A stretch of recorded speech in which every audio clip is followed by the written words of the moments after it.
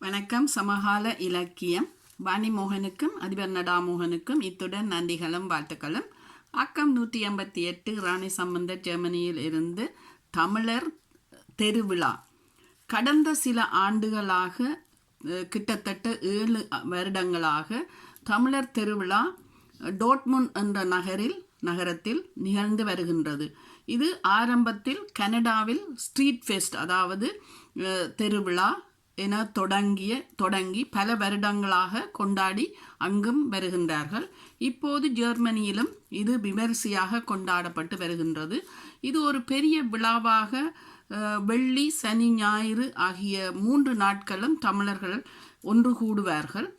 இதன்போது மயிலாட்டம், கோலாட்டம், குதிரையாட்டம், பறைமேளம் அடித்தல், பல மேடை நடனம் போன்ற நிகழ்வுகள் இளையோர் முதல் சிறியோர் அத்துடன் பெரியோர் எனவும் ஆண் பெண் பலரும் கலந்து சிறப்பித்து இருந்தார்கள்.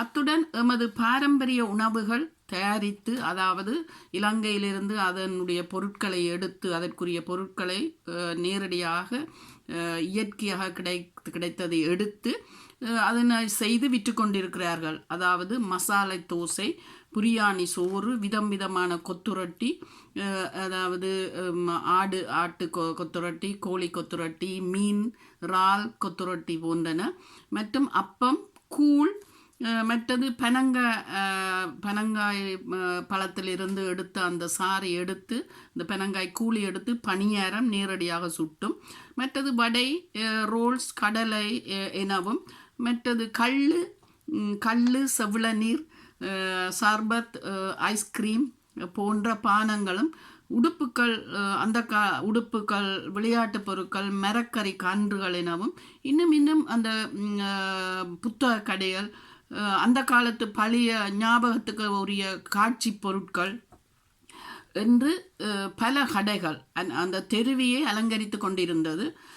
எமது பாமுக உறவுகள் சிலரும் அதில் கலந்து சிறப்பித்து கொண்டிருந்தார்கள். அவர்களுக்கு நன்றிகள்.